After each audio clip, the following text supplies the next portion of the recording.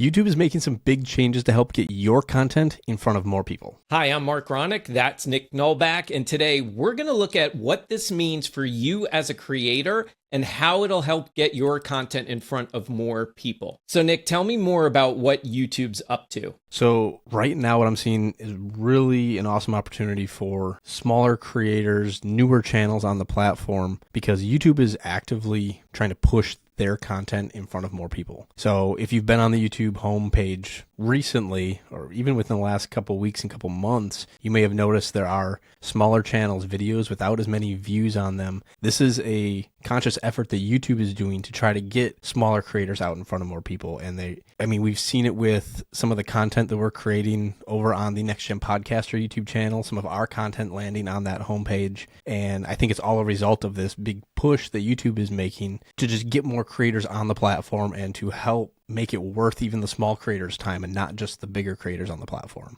Yeah, and as recently as September 18th, during their Made on YouTube event, they announced this new feature called Hype. And I haven't quite seen it yet, but apparently it is rolling out. So some of you may have seen it, some people may not have seen it yet, but it is a thing, and it is designed specifically for the smaller creators. If you have under 500,000 subscribers or less, and let's face it, there are lots of creators that have under 500,000 subscribers or less. So I think this is a good thing. There's no floor, right? So if you have 3 subscribers, you're eligible to be a part of this new Hype feature, which we can tell you more about. The Hype thing is new to me. This was something that you teased to me a couple days ago, and something I had not heard of. I knew YouTube was making that big push for the smaller creators, and it sounds like this is going to help even more. So fill me in, like, what is Hype? Like, why should we care as creators? Yeah, I only know about this because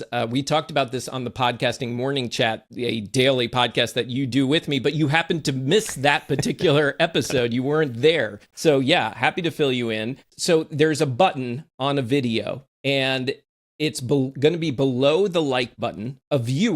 Any viewer of YouTube can click that Hype button. If they believe it's a really good video, if they believe more people should see it, they can hit the Hype button in addition to the like button. But when they hit that Hype button, it's entering you or your piece of content into a pool of other people who have been hyped. There's a leaderboard that will determine which of these will end up getting pushed out to different places on YouTube. Specifically, the YouTube homepage, I think, is probably the one we're all hoping our content will be shown on. Oh, and there's one other thing. The one other requirement, which I don't think you know this either, Nick, is these videos, the eligibility of these videos is dependent on it has to be 7 days old or less. So it's your first week of that video going out on YouTube. That's when that Hype button will appear, and that's when people can vote. But after 7 days, the whole Hype thing goes away. Now, I have not seen it yet on YouTube specifically. I'm super interested. I like the idea of them like kind of gamifying it a little bit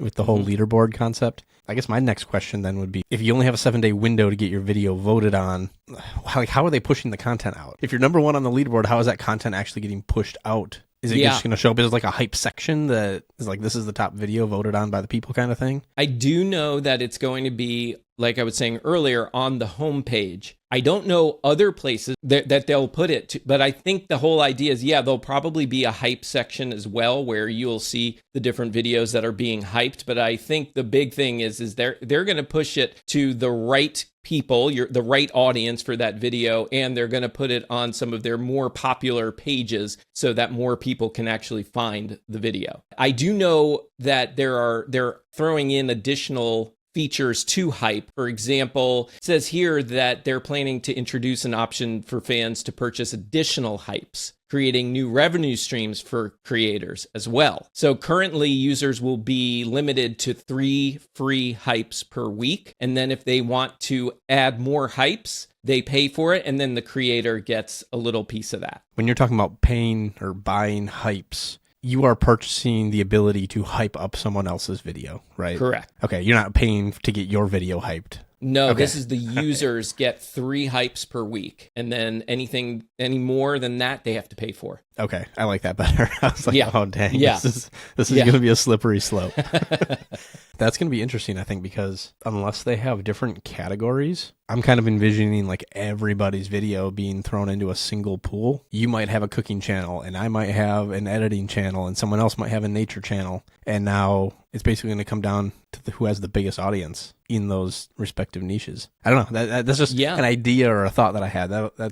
Hype is going to be interesting. Let's say that. Yeah, and it's been tested. I appreciate the fact that YouTube has tested it before announcing the big rollout. And it was initially tested in countries like Turkey, Taiwan, and Brazil. It gained over 5 million hypes across 50,000 channels within just 4 weeks. And then they gave a little more detail. For example, apparently the majority of the participants were 18 to 24. And we'll see if it continues in the United States with stronger engagement from a younger audience. Okay, so now probably one last question that I think is going to be on everyone's mind, because you mentioned it's creators that are 500,000 subscribers and smaller, and 500,000 is still a lot for a lot of people. What if I'm competing? I have a small little channel. I don't do a lot with it, and it's got maybe like 350 or 400 subscribers. Does that mean I'm going to be competing against somebody who's got 499,000 followers, right? Exactly. I feel like we're not balanced here. Yeah. So does it say anything about like how they're going to kind of balance that a little bit? Yeah, thankfully they are actually going to balance it. It says here that channels with fewer subscribers will receive a multiplier effect on points earned through those hypes, helping them compete more effectively against those larger channels. So it does seem to make it a pretty even playing field. That's okay. I like that. That's really cool. All right, guys, if you're enjoying this video, make sure you hit that subscribe button, because Mark and I are going to be touching on the latest tips and trends at the beginning of each month, and something we're going to constantly be revisiting on this channel. So if you want to stay up to date on the latest and greatest, be sure you hit that subscribe button. And since we're talking about hype, if you see that hype button, give us a hype while you're at it.